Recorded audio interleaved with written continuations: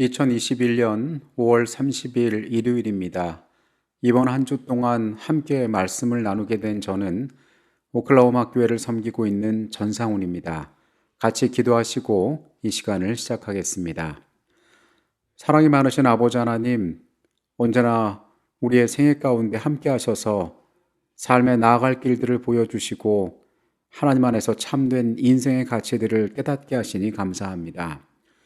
주님, 흘러가는 시간들 속에서 하나님께서 우리에게 보여주시는 귀한 의미들을 발견하기를 원합니다.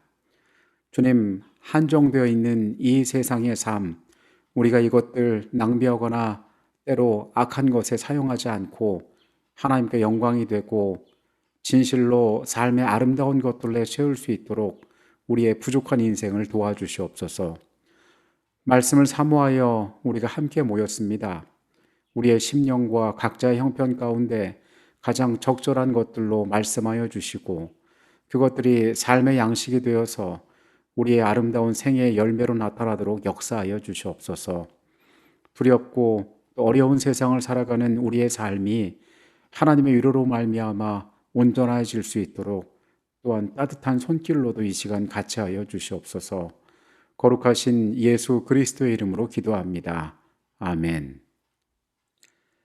대다수의 민주주의 국가에서는 입법, 행정, 사법의 권력 분립이 이루어져 있습니다. 그 가운데 흔히 말하는 입법, 즉 법을 만드는 기능은 국회에서 그 역할을 담당하고 있습니다. 미국의 경우는 하원과 상원을 거쳐서 그 과정이 진행되고 또 하나의 국회를 가지고 그 업무를 하는 국가들도 있습니다. 한 회기 동안 국회의원들은 많은 입법 활동을 하게 됩니다. 그 입법 활동을 통해서 사람들의 삶이 더 나아질 수 있는, 사회가 좀 더 공의롭고 정의로워질 수 있는 여러 법안들을 제출하게 됩니다. 그리고 절차에 따라서 그 법안들이 심의되고 그리고 필요하다고 판단되어질 경우 그것이 최종 승인 과정을 거쳐서 사람들의 삶에 직접적인 영향을 미치게 되는 것입니다. 그러나 수없이 발의된 법안들이 전부 통과되는 것은 아니고 그 가운데에서 여러 이유로 그것들이 걸러지고 또 평가되어지기도 합니다.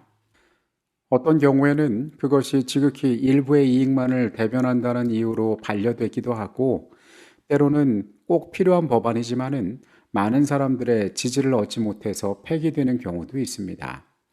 한국과 같은 경우는 10명의 국회의원이 그 법안을 발의하는 데 동의해야만 법안이 회의에 상정되어질 수가 있습니다. 지난 국회 회기 동안의 통계를 보면은 제출된 법안 가운데 전체 3분의 1 정도만이 최종적으로 채택이 돼서 실제로 법으로서의 효력을 발휘하게 되었더라고 이야기합니다. 여러 복잡한 절차 그리고 수많은 노력이 있음에도 불구하고 통과된 것보다 훨씬 많은 수의 법안들이 폐기되어진 것입니다.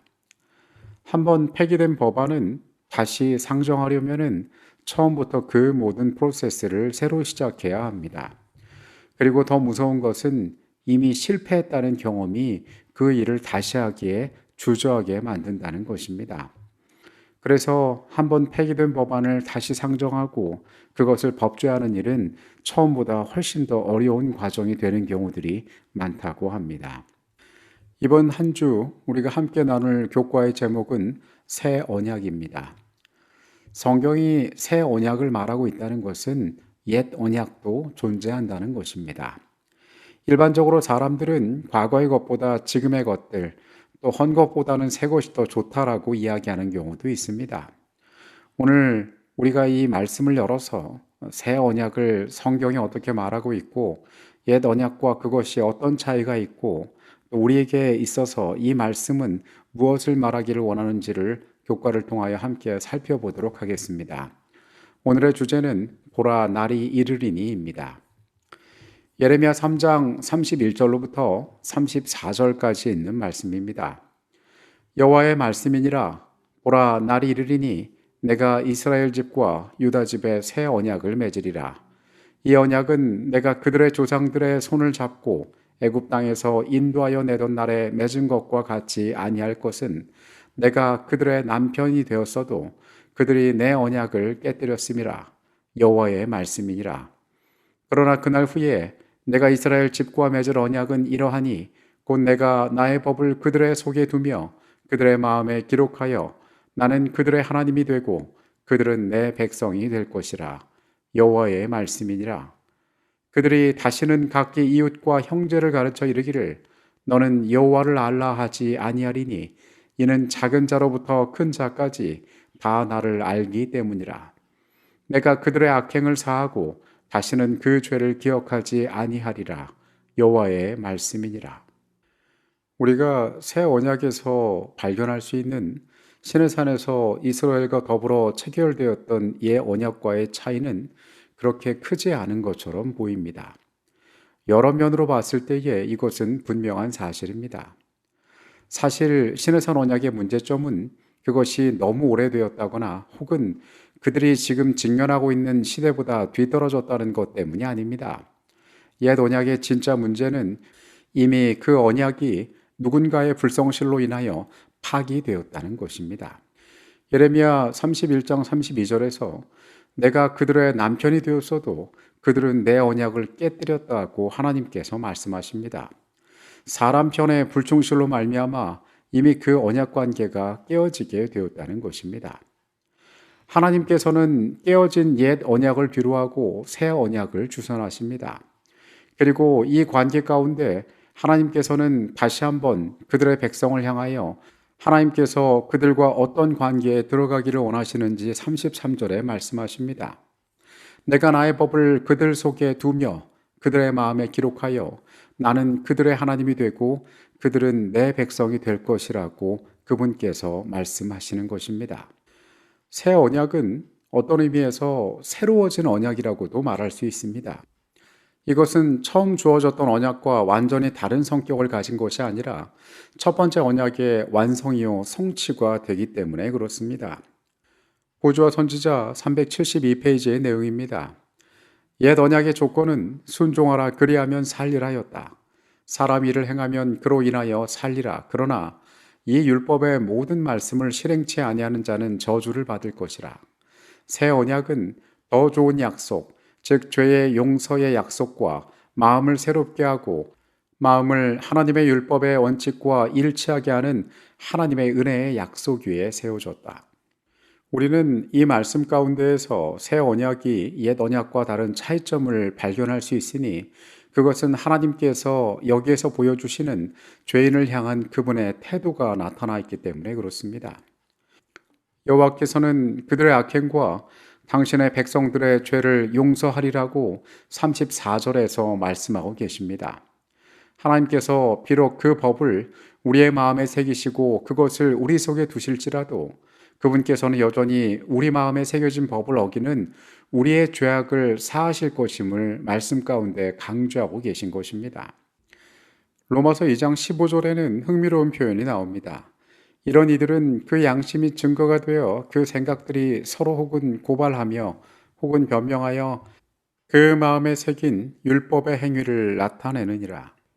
마음에 새긴 율법이라는 것은 오늘 본문으로 보았던 33절의 말씀에 나오는 나의 법을 그들의 속에 두며 그들의 마음에 기록하겠다라는 하나님의 말씀과 매우 유사한 것처럼 보입니다. 마음에 새긴다, 마음에 기록한다는 표현을 우리는 어떻게 이해할 수 있을까요? 예수님께서는 그분의 공생의 기간 동안에 사람들에게 율법의 온전한 정신에 대하여 말씀하셨습니다. 마태복음 5장 17절부터 있는 내용입니다. 내가 율법이나 선지자를 폐하러 온 줄로 생각하지 말라. 폐하러 온 것이 아니요 완전하게 하려 함이라. 진실로 너희에게 이르노니 천지가 없어지기 전에는 율법의 1.1획도 결코 없어지지 아니하고 다 이루리라. 그러므로 누구든지 이 계명 중에 지극히 작은 것 하나라도 버리고 또 그같이 사람을 가르치는 자는 천국에서 지극히 작다 일컬음을 받을 것이요 누구든지 이를 행하며 가르치는 자는 천국에서 크다 일컬음을 받으리라. 내가 너희에게 이르노니 너희 의가 서기관과 바리새인보다 더 낫지 못하면 결코 천국에 들어가지 못하리라. 예수님께서는 율법의 행위와 그것을 통하여 사람의 삶을 구속하는 의무가 아닌 그 안에서 하나님께서 계획하시고 의도하신 참 뜻이 삶을 아름답게 하는 것에 주목하셨습니다. 그리스도 안에서 진실한 마음으로 이것을 받아들일 때 율법은 영원한 세대를 통하여 우리에게 기쁨을 줄 품성의 순결성을 이루도록 역사하게 될 것입니다.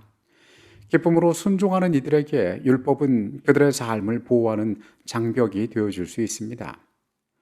보주와 선지자 372페이지의 내용입니다. 돌판에 새겨진 같은 율법이 성령에 의하여 마음판에 기록된다.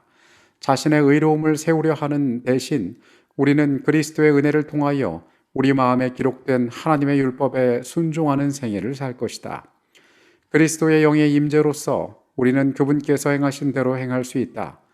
그분은 선지자를 통하여 자신에 대하여 나의 하나님이여 내가 주의 뜻 행하기를 즐기오니 주의 법이 나의 심중에 있나이다 라고 선언하셨다.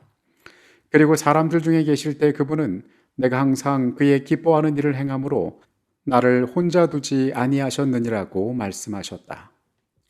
혹자들은 예수님의 사역을 보고 이전 율법은 폐하여졌다라고 주장하는 경우도 있습니다. 그분의 십자가에서의 완전한 구속은 이전의 모든 요구를 무너뜨렸다고 이야기하는 것입니다. 그러나 앞선 마태복음 5장의 예수님의 말씀처럼 우리는 율법의 올바른 정신에 주목하여 볼 필요가 있습니다. 새 언약 역시 이러한 율법의 중요한 정신을 바탕으로 하나님께서 그 인류에 대하여 어떻게 다가오시고 무엇을 제시하시는지를 확인해 볼 수 있습니다. 사람의 축복을 위하여 그것들을 계획하신 하나님께서 깨어진 관계에서 실패한 시도에서 이제 새로운 것으로 사람들에게 다가가고 계시는 것입니다. 언뜻 보아 그것은 다르지 않습니다. 왜냐하면 그 하나님께서 일관되게 인류의 축복을 위하여 준비하신 동일한 은혜들이 그 가운데 숨어 있기 때문에 그렇습니다. 하나님께서는 더 적극적으로 더 사람들을 위하여 친절하게 이 복음을 가지고 우리에게 나타나신 것입니다. 하나님께서 당신의 거룩한 계명을 우리에게 주신 것은 인류를 사랑하시기 때문이다. 범죄의 결과에서 우리를 보호하기 위하여 그분께서는 의의 원칙을 드러내신다. 율법은 하나님의 생각의 표현이므로 그리스도 안에서 받아들이게 될 때 그것은 우리의 생각이 된다. 그것은 우리로 하여금 본성적인 욕망이나 경향 또는 죄로 이끄는 유혹을 초월하게 한다. 하나님께서는 우리가 행복하기를 원하므로 우리에게 율법의 교훈을 주셔서 그것을 순종함으로 기쁨을 얻을 수 있게 하셨다. 예수님의 탄생 시의 천사들이 지극히 높은 곳에서는 하나님께 영광이요 땅에는 기뻐하심을 입은 사람 중에 평화로다라고 노래했을 때 그들은 그분께서 크게 하고 존귀케 하기 위하여 오셨던 율법의 원칙을 선언하고 있었다. 하나님께서는 깨어진 관계를 회복하기 위하여 새로운 언약으로 사람에게 다가오십니다. 그리고 이것을 돌이나 바위가 아닌 우리의 마음에 새기기를 원하고 계십니다.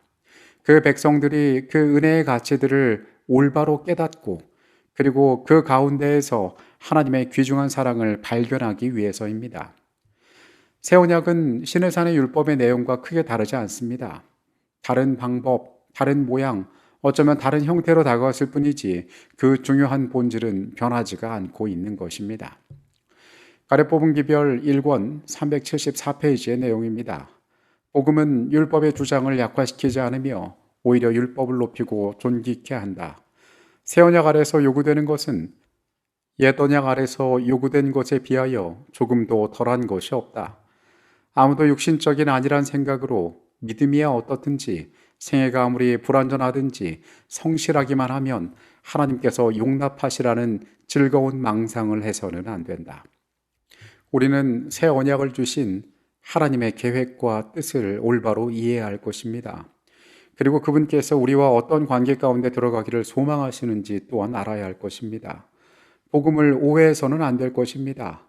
하나님 앞에 합당한 반응으로 우리를 향하여 다가오신 그 친절한 손길을 굳게 붙잡을 수 있는 방법들을 생각해야 할 것입니다. 하나님 안에서 승리하는 하루의 삶이 되시기를 바라겠습니다. 기도하시겠습니다. 아버지 하나님, 주께서 우리의 죄악과 부족을 아시지만 그것들을 용서하시고 다시 우리 곁에 다가오셔서 말씀하여 주시니 감사합니다. 너희 하나님이 되고 나의 백성 삼겠다는 주의 초청을 우리가 거절하지 않게 하여 주시옵소서. 귀한 약속들 마음에 새길 수 있는 주의 백성 되게 하여 주시옵소서. 거룩하신 예수 그리스도의 이름으로 기도합니다. 아멘.